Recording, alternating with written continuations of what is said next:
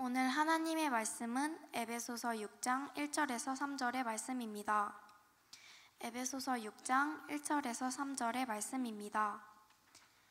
제가 가진 성경으로 신약성경 316면에 있습니다. 자녀들아, 주 안에서 너희 부모에게 순종하라. 이것이 옳으니라. 내 아버지와 어머니를 공경하라. 이것은 약속이 있는 첫 계명이니 이로써 내가 잘 되고 땅에서 장수하리라. 아멘. 오늘도 우리와 함께 하시는 하나님을 믿습니다. 예수 그리스도 안에서 특별히 이 5월 가족을 생각하는 따스함과 도타움이 있는 행복한 가정들 되어지기를 주의 이름으로 축복합니다. 몇 년 전쯤 500만 달러, 요즘 우리 돈 가치로 70억 원의 유산을 물려받은 개가 뉴스에 나왔었습니다. 70억 원의 유산을 물려받은 개, 이웃집에 맡겨져서 잘 자라고 있다고 합니다. 근데 별로 유쾌하지 않은 이런 이야기가 있습니다. 미국의 한 노인이 자기가 기르던 개에게 우리 돈으로 70억이 아니라 1560억을 유산으로 물려줬답니다. 1560억. 그런 돈이 얼마나 큰지 잘 모르겠습니다. 개를 돌보기로 부탁을 받은 사육사에게는 1년에 6천만 원의 연봉을 주고 개가 죽고 난 뒤에도 남은 돈은 동물보호소에 기증하도록 했습니다. 그리고 자기의 외아들에게는 100만 달러만 주라고 유언을 했습니다. 100만 달러는 요즘 우리 돈으로 약 14억 원입니다. 그러나 아들은 분을 못 참고 소송을 냈습니다. 도대체 어떻게 내가 개보다 못합니까? 개에게는 1560억을 물려주고 나에게는 14억을 주다니, 이게 말이 됩니까? 판사님, 억울합니다. 바로 잡아주십시오. 그래서 판사가 아들에게 묻습니다. 젊은이, 1년에 몇 번이나 아버지를 찾아뵈었는가? 돌아가시기 전에 아버지가 즐겨 드시던 음식은 무엇인가? 전화는 얼마 만에 한 번씩 했는가? 역시 아들은 대답을 못합니다. 입이 있어도 할 말이 없었습니다. 아버님 생신은 언제인가? 아버지 생일도 모르는 아들은 할 말이 없었습니다. 판사는 아버지가 돌아가시기 전에 찍었던 비디오를 틀어주었습니다. 그 끝에는 이런 내용이 있었습니다. 내 아들에겐 유산으로 100만 달러를 물려주되 혹시 아들이 이에 대하여 불평하거든 아들에게는 단 1달러만 물려주라. 판사는 자식에게 자네에게는 1달러만 상속하느라고 판결을 내렸습니다. 이 이야기를 소개하며 실화라고 하는데 실제인지는 확인을 해보려고 했는데 확인이 되지 않았습니다.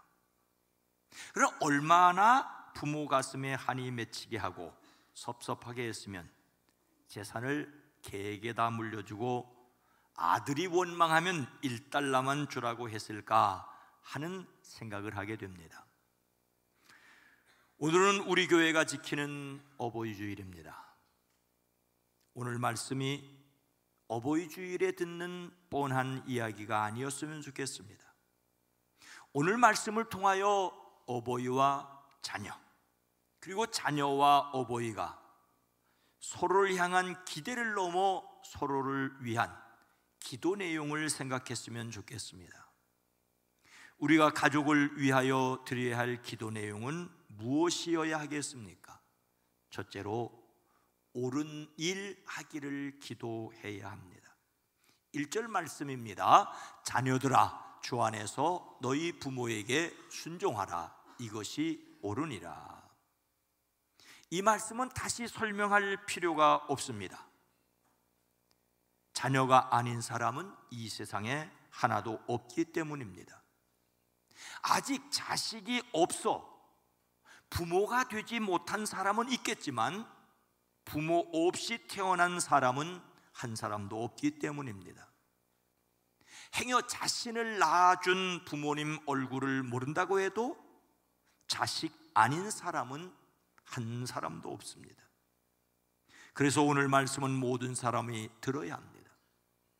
오늘 말씀에서 순종하다는 말은 낮은 자리에서 아랫사람으로서 듣다는 뜻을 가지고 있습니다.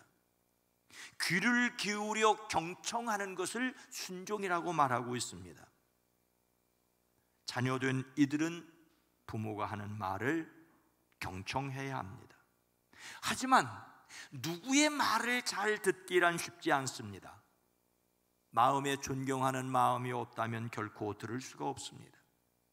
마음에 없는 일을 억지로 하는 것은 복종일진정 순종은 아니지 않습니까?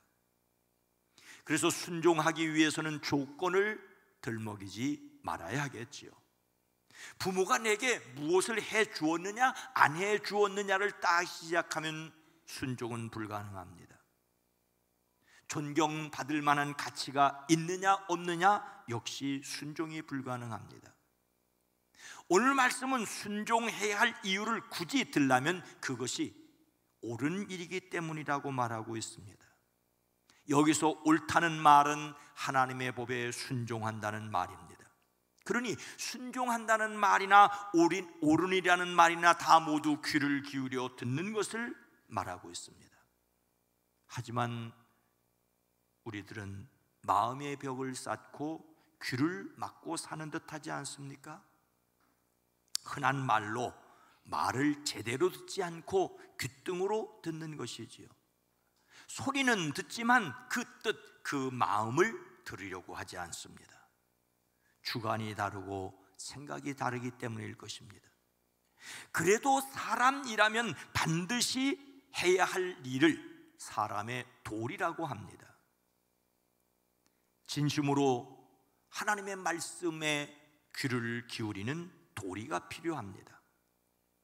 하지만 사람의 힘으로 할 수 없다면 하나님이 주시는 능력을 기도해야 합니다.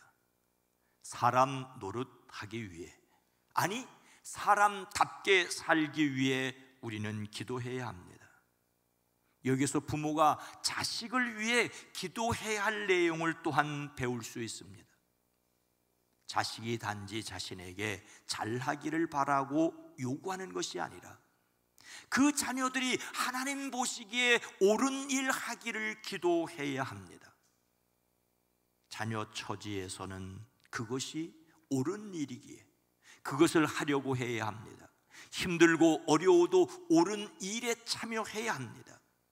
여기서 주 안에서라는 단서가 붙은 것이 혹시라도 부모라도 사람이라 실수할 수 있음을 전제하고 있지 않을까라고 생각합니다. 오늘 본문 말씀 다음에 나오는 부모로서 지켜야 할 것으로 또 아버지 된 이 여러분의 자녀를 노엽게 하지 말고 주님의 훈련과 훈계로 기르십시오라고 했습니다. 사람이기에 자녀 마음에 상처 줄 수 있다는 것을 전제로 주 안에서 순종해야 합니다. 자녀는 부모에게 순종하되 그 위에 모든 사람의 아버지가 되시는 하나님이 계심을 믿어야 합니다. 참으로 쉽지 않은 성령님의 인도하심이 아니면 결코 할 수 없는 일이라는 사실을 기억하고 도우심을 기도해야 합니다. 우리는 자녀를 대하는 어버이의 마음이나 어버이를 대하는 자녀의 마음이나 모두 다 하나님을 기억하고 성령의 능력을 힘입는 기도하는 가정들 되어지기를 주의 이름으로 축복합니다. 또 가정에서 무엇을 위한 기도가 있어야 하겠습니까? 두 번째로는 하나님 약속 지키기를 기도해야 합니다. 2절 말씀입니다. 내 아버지와 어머니를 공경하라. 이것은 약속이 있는 첫 계명이니. 앞서 부모에게 순종하는 것이 그 하는 말에 귀를 기울여 듣는 것이라고 했는데 이번에는 공경하라고 말하고 있습니다. 공경한다는 말은 기본적으로 보여준다는 뜻을 가지고 있습니다. 들었으니까 들은 내용이 그대로 이루어지는 것을 눈으로 보게 보여주는 것이 공경하는 것입니다. 오늘 말씀은 자녀가 부모에게 순종해야 할 이유를 옳은 일, 즉 사람의 도리라고 말할 뿐만 아니라 하나님의 계명이라고 말하고 있습니다. 하나님께서 출애굽하는 이스라엘에게 시내산에서 모세를 통하여 주신 십계명에 포함된 내용입니다. 사람의 도리는 근본적으로 사람의 본성의 뿌리를 두고 있지 않겠습니까? 사람이 전적으로 타락하여 하나님과의 관계가 끊어졌어도 하나님이 만드셨던 그 사람들의 마음속에 남아있는 본성이 있습니다. 종교가 다르고 문화가 달라도 대부분의 같은 도리를 가지고 있습니다. 사람들이 추구해야 할 보편적 가치가 있습니다.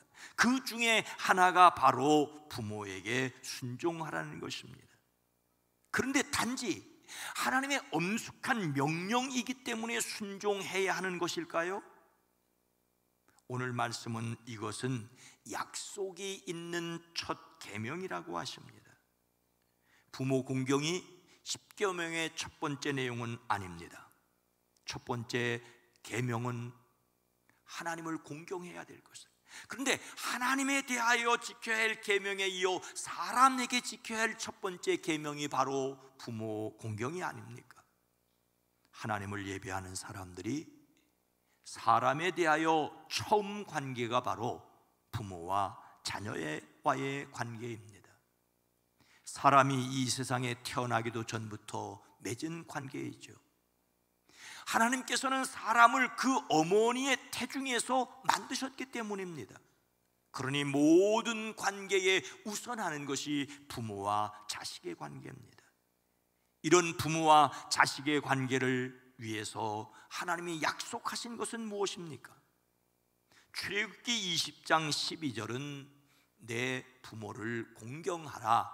그리하면 내 하나님 여호와가 내게 준 땅에서 내 생명이 길리라고 약속하고 있습니다.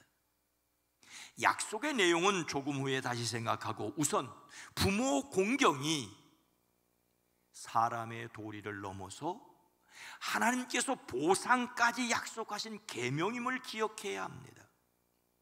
다른 종교, 특히 유교에서는 사람의 도리를 강조하지 않습니까? 우리는 사람의 도리와 함께 하나님의 약속이기에 지키기를 결심해야 합니다. 말씀을 따라 사는 것을, 말씀을 들었다는 것을 눈으로 볼 수 있게 드러내기 위한 용기를 위해, 능력을 위해 우리는 기도해야 합니다. 옛날 어느 나라의 임금님이 행렬을 갖추고 길을 나섰다지요. 임금님 행차는 백성들에게 그보다 더 좋은 볼거리가 없는 장관이었습니다.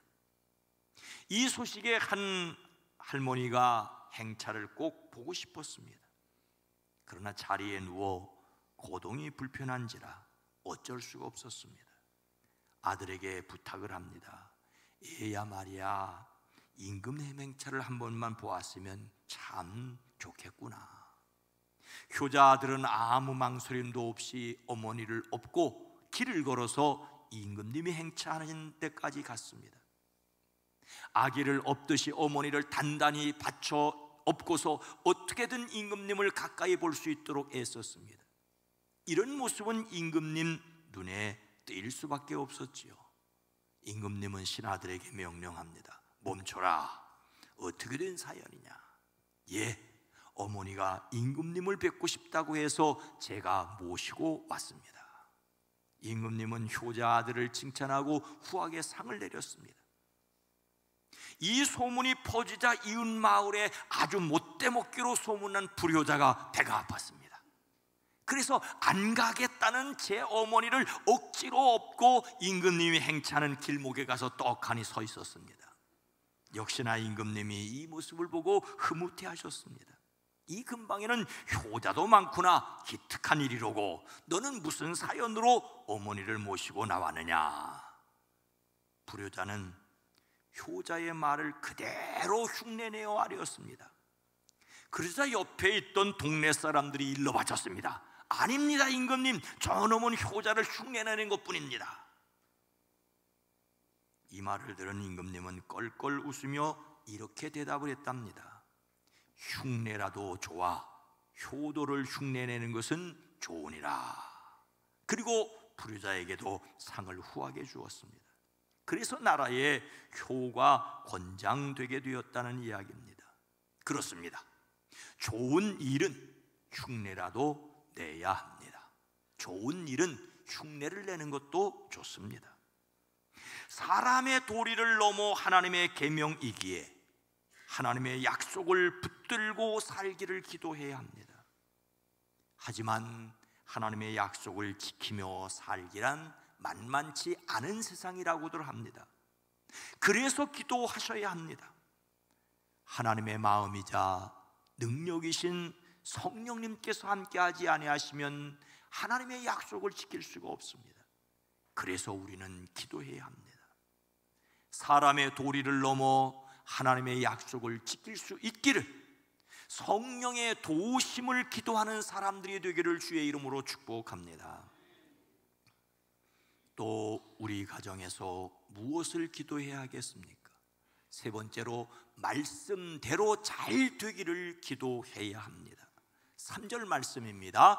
이로써 내가 잘 되고 땅에서 장수하리라. 부모 공경은 하나님의 약속이 있다는 사실과 함께 그 약속의 내용을 말씀하십니다. 잘이란 말은 훌륭하고 번성하고 형통하다는 뜻입니다. 저는 이것을 행복이라는 단어로 바꾸어 생각하려고 합니다. 부모를 공경하라고 말씀하신 목적은 바로 공경하는 그 사람의 행복을 위해서입니다. 여기서 우리네 부모님들이 자녀들에게 자주 흔하게 하셨던 말이 생각납니다. 그것은 말끝마다 다 널 잘 되라고 하는 말이다라는 것이었습니다.